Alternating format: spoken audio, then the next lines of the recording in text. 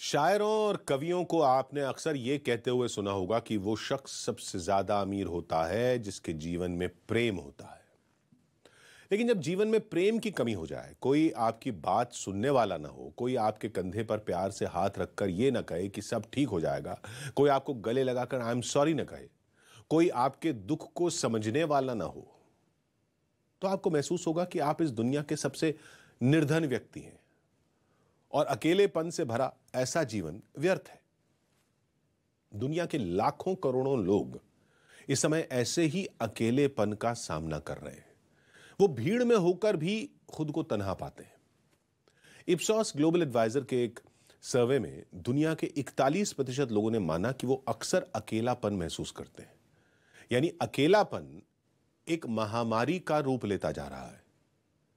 लेकिन जापान में लोगों को अकेलेपन से छुटकारा दिलाने के लिए क्या आप मधुमक्खी की खेती करके हर साल 1 करोड़ कमाना चाहते हो? हर साल मधुमक्खी की खेती करके 4 करोड़ कमाने वाले आपको सिखाएंगे। फिर क्यों देरी? फ्रीडम ऐप को अभी डाउनलोड करें। नए नए प्रयोग किए जा रहे हैं। जापान दुनिया के उन देशों में एक है जहां की बहुत बड़ी आबादी अकेलेपन का शिकार है। इसलिए जापान में अब कई ऐसी कंपनियां काम कर रही हैं जो इन अकेले लोगों को किराए पर प्रेम उपलब्ध कराती हैं। किराए पर प्रेम। आप इन कंपनियों के जरिए भाई, बहन, प्रेमी, प्रेमिका, यहां तक कि पूरे परिवार को भी किराए पर हायर कर सकते हैं। जापान में 38 साल का एक ऐसा व्यक्ति चर्चा में है जो सिर्फ तन्हा लोगों के साथ समय बिताता है। इसके बदले में उसे हर घंटे हजारों रुपए मिलते हैं। इस व्यक्ति का नाम है शोजी मोरिमोटो। शोजी अकेलेपन के शिकार अपने क्लाइंट्स के पास जाते हैं। उन्हें अपने क्लाइंट्स के साथ सिर्फ कुछ समय बिताना होता है। उन्हें कुछ करना नहीं पड़ता, बल्कि सिर्फ उस व्यक्ति के सामने बैठना होता है जिसने शोजी को हायर किया है। आप कह सकते हैं कि इस व्यक्ति को कुछ न करने के पैसे मिलते हैं। शोजी ऐसा करके हर घंटे 5,000 रुपए तक कमाते हैं। शोजी अक्सर दिन में 2 से 3 क्लाइंट से मिलते हैं। इस हिसाब से वो हर महीने करीब 4 से 4.5 लाख रुपए कमाते हैं, भारतीय रुपयों के हिसाब से।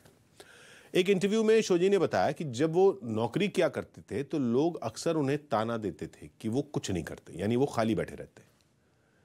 यहीं से शोजी को विचार आया कि क्या खाली बैठने के पैसे नहीं मिल सकते।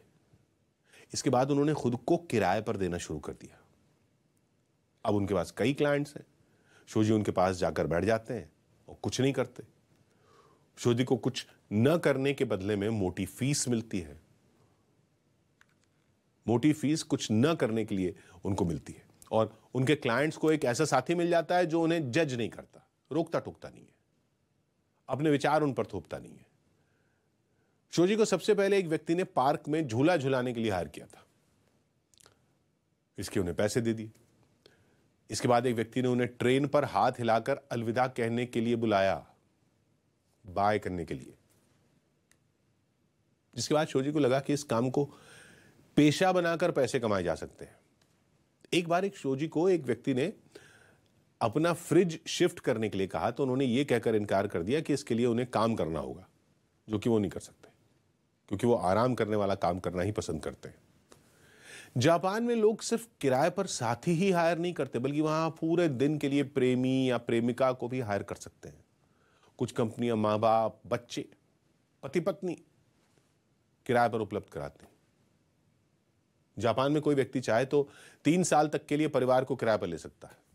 सोचिए, बचपन में आपके पिता ने आपसे कुछ ऐसा कहा हो जिससे आपके दिल को बहुत ठेस पहुंची हो।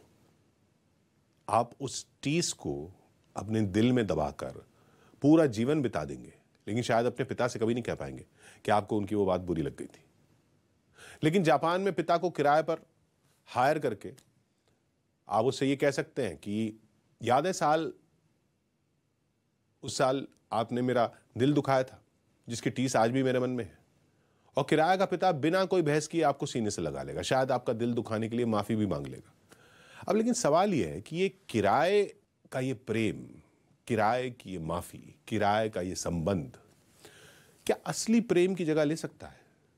शायद नहीं, क्योंकि किराए के संबंधों में आत्मीयता नहीं होती। नकली प्रेम कभी भी आपके दिल को असली सुकून नहीं दे सकता।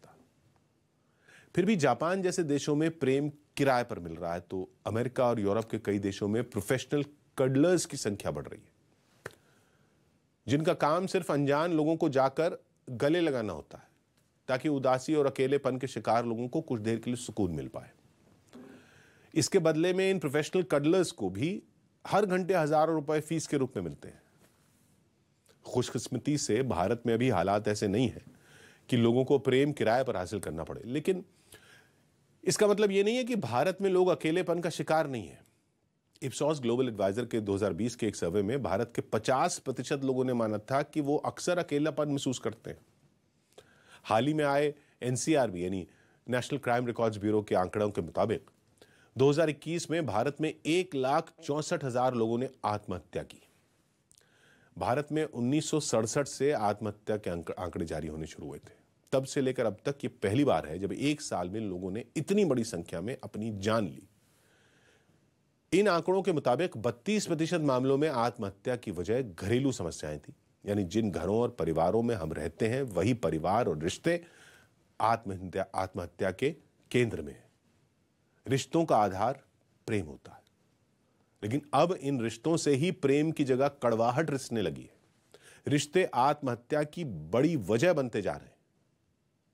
एक दूसरे से ज्यादा जरूरत से ज्यादा उम्मीदें, दूसरों को अपने मुताबिक काम करते देखने की जिद, मनमुटाव, एक दूसरे से दिल की बात कहने में संकोच, हिचक, ये सब वो वजह हैं जिन्होंने रिश्तों की नींव को कमजोर किया, लोगों को यह महसूस कराया कि वो अकेले हैं और इस दुनिया में उनकी बात सुनने वाला कोई नहीं है।